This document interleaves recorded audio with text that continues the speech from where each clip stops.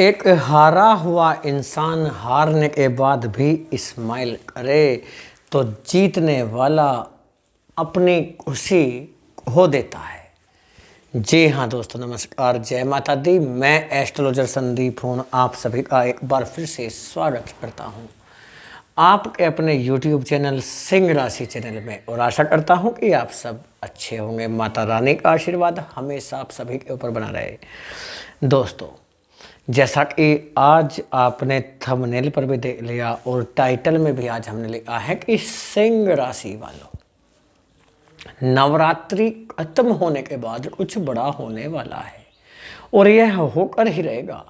जी हाँ, क्या बड़ा होने वाला है नवरात्रि खत्म होने के बाद, इस वीडियो के ज़रिए आज हम चर्चा करने वाले हैं। दोस्तों, वीडियो चंद्र राशि पर आधारित है। यदि आपको अपनी चंद्र राशि नहीं पता तो आप इस वीडियो को नाम राशि के आधार पर या लग्न के आधार पर भी देख सकते हैं, परंतु कमेंट में सच्ची श्रद्धा भावना से जय माता दी, जय बजरंगबली जरूर लिखिएगा। और हमारा समझाने का तरीका यदि आपको अच्छा लगे तो कमेंट में ज़रूर बताना कि वीडियो कैसा लगा। दोस्तों, 3 अप्रैल 2025 को, जी हाँ, बड़ा बदलाव हुआ है। 3 अप्रैल 2025 को बड़ा बदलाव हुआ है, जो 7 जून 2025 तक के लिए है।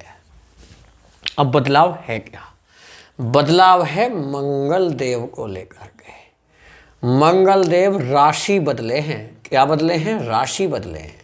और बदले किस तरीके से हैं? ऐसे बदले हैं कि मिथुन राशि से तो निकल गए हैं और प्रवेश कर लिए हैं कर्क राशि में। अब अंतर क्या है? अंतर ये है कि मिथुन राशि बुध की राशि है, जबकि कर्क राशि चंद्रमा की राशि है। यानी बुध के साथ अब मंगल का परिवर्तन हुआ है। ये बुध की राशि से मंगल निकले हैं और मंगल चंद्रमा की राशि में प्रवेश किए हैं, ऐसे समझिए। मंगल और बुध आपस में क्या हैं? शत्रु हैं, और शत्रु की राशि में बैठे हुए थे मंगल अभी तक, 3 अप्रैल तक। अच्छा, 3 अप्रैल को परिवर्तन हुआ तो नवरात्रि के बाद ही की हम क्यों बात कर रहे हैं? देखिए, जब परिवर्तन होता है तो उसके कुछ समय बाद ही ग्रह अपनी डिग्री बढ़ाता है। ग्रह की डिग्री बढ़ती है। ऐसा तो नहीं होता कि आज परिवर्तन हुआ और कल से ही लाभ हो जाए। टाइम लगता थोड़ा सा, यानी 1 वीक का एक टाइम माना जाता है जिसमें बदलाव होने की संभावनाएं होती हैं। ठीक है, तो उसके लिए कुछ सावधानी भी आपको ध्यान में रखनी होगी। बताएंगे आपको। शत्रु राशि से निकले। अब परेशानी क्या हुई? परेशानी ये हो रही है कि मंगल पहुंचे हैं कर्क राशि में, और कर्क राशि में जो है ना, मंगल होते हैं नीच के। ये गड़बड़ हुआ, मंगल के नीच का प्रभाव। जी हाँ, पहले नीच के हुए थे, बड़ी समस्या का सामना करना पड़ा। अभी एक बार फिर से मंगल नीच के हो गए हैं, और नीच के हो गए हैं 7 जून 2025 तक के लिए। अब देखिए, ये जो आपका चार्ट है ग्रह गोचर का, अभी ग्रह कहाँ पर बैठे हुए हैं। जैसे एक केतु कन्या राशि में बैठे हुए हैं, धन स्थान में।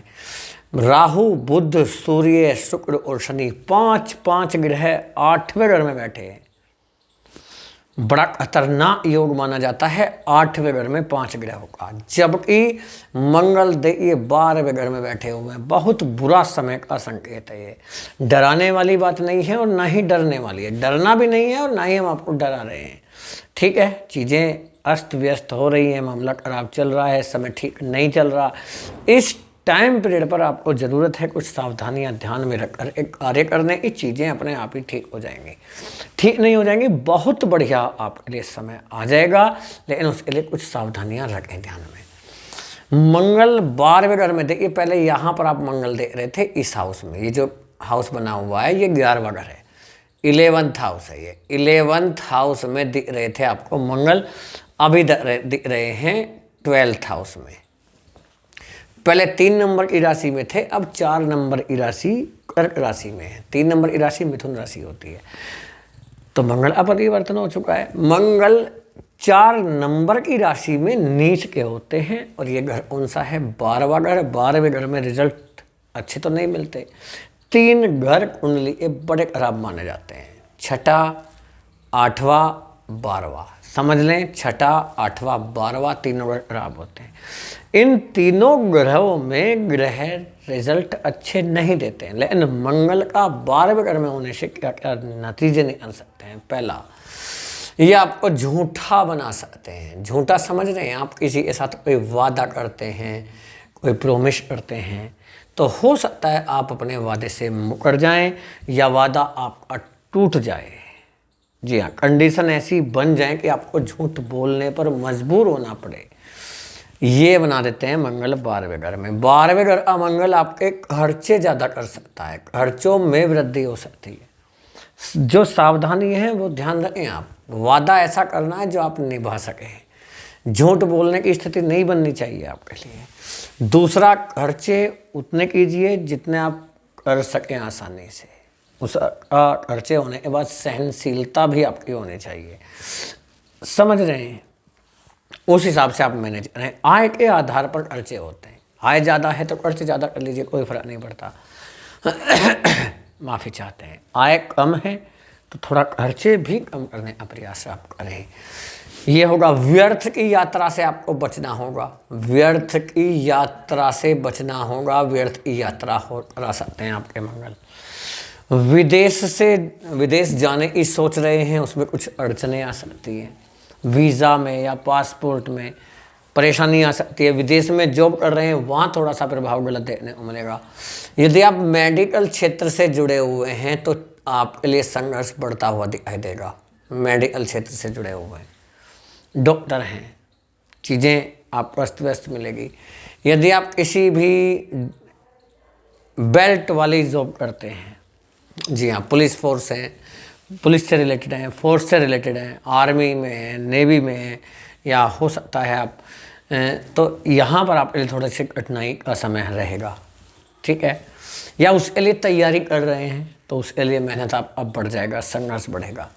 साथ ही आपका जो कॉन्फिडेंस है, आत्मविश्वास है, मनोबल है, वो थोड़ा सा या तो डाउन होगा।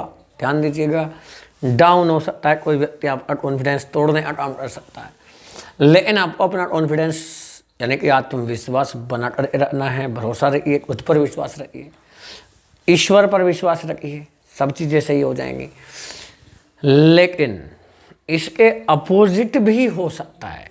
यानी हमने कहा कॉन्फिडेंस आप रखिएगा, बहुत अच्छी बात है, कॉन्फिडेंस आपको रखना चाहिए, लेकिन क्या हो सकता है, ओवर कॉन्फिडेंस से आपको बचना होगा। ये ध्यान दीजिएगा।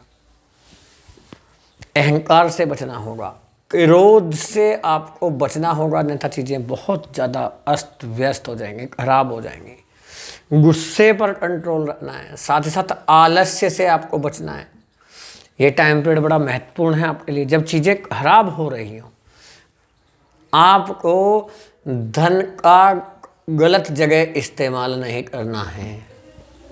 जोखिम भरा कार्य करने से बचना होगा। बहुत सारी समस्याएं हैं, ग्रह एक नहीं है, 5 ग्रह बैठे हैं। 8वें घर में मंगल पहुंच गए हैं, 12वें घर में चीज़ें खराब होती हुई दिख रही हैं, तो थोड़ा सावधान आप हो जाएं। हालांकि वैवाहिक जीवन के लिए ये समय थोड़ा सा मान सकते हैं खराब तो स्थिति है ही। लड़ाई झगड़ा चल रहा है, वो बढ़ भी सकता है, इसलिए मैंने पहले ही बता दिया आपको गुस्से पर कंट्रोल रखें, क्रोध पर ना जाएं, ओवर कॉन्फिडेंस ना होने दें। तो इन सावधानियों आप ध्यान में रखें। अपने जीवन साथी और जीवन संगिनी से बातचीत करके रिश्तों को ठीक कर सकते हैं। विवाह के लिए रिश्ते आने शुरू हो जाएंगे, अच्छा रिश्ता आएगा। लव लाइफ आपकी बड़ी अच्छी रहेगी, बहुत अच्छी रहेगी। यदि किसी को प्रपोज नहीं कर पा रहे हैं, आपने लव पार्टनर चुना हुआ, उसे आप प्रपोज कर सकेंगे। रुपया, पैसा, धन आपका फंसा हुआ है वो निकल जाएगा।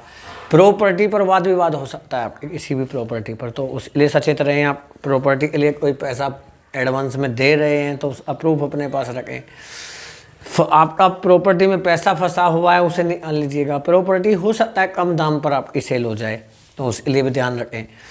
साथ ही साथ वाहन आप सावधानी पूर्वक चलाएं। अपना हेल्थ का ध्यान रखें, खाने पीने पर ध्यान देने की ज़रूरत है। हालांकि स्वास्थ्य आपका अच्छा रहेगा, वाहन सावधानी पूर्वक चलाएं, इस चीज़ पर आप काम करें। साथ ही साथ ये समझिएगा, माता के स्वास्थ्य से संबंधित थोड़ी सी समस्या आपको चिंता हो सकती है, माता का ख्याल रखें।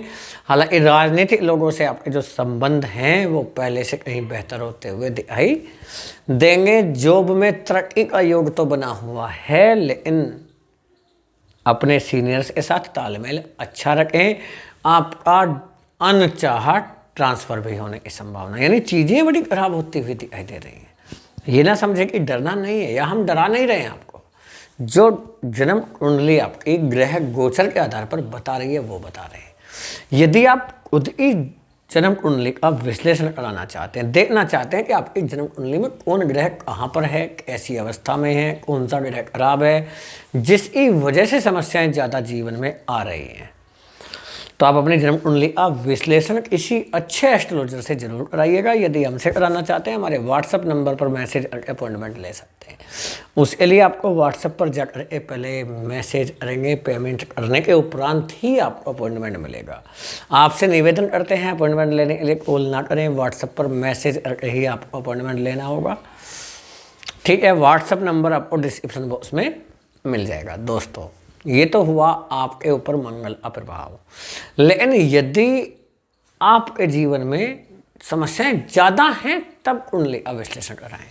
ये तो ग्रह गोचर के आधार पर, और ध्यान दीजिएगा ग्रह गोचर का प्रभाव हमारे जीवन पर 10% से ऊपर नहीं पड़ता।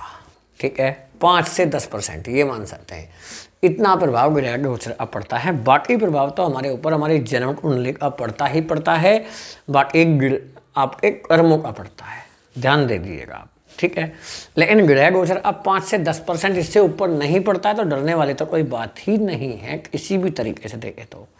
ठीक है, वीडियो कैसा लगा कमेंट में बताइएगा। हमारा तरीका अच्छा लगा हो तो ज़रूर बताएं कैसा लगा। फैमिली दोस्तों को शेयर भी कीजिए। पहला मेरा वीडियो देख रहे हैं तो चैनल को सब्सक्राइब कर लीजिएगा। फैमिली दोस्तों को शेयर कीजिए। माँ लक्ष्मी का आशीर्वाद, बजरंगबली की कृपा हमेशा आप सभी के ऊपर बनी रहे। जय हिंद, जय भारत, वंदे मातरम, जय माँ लक्ष्मी।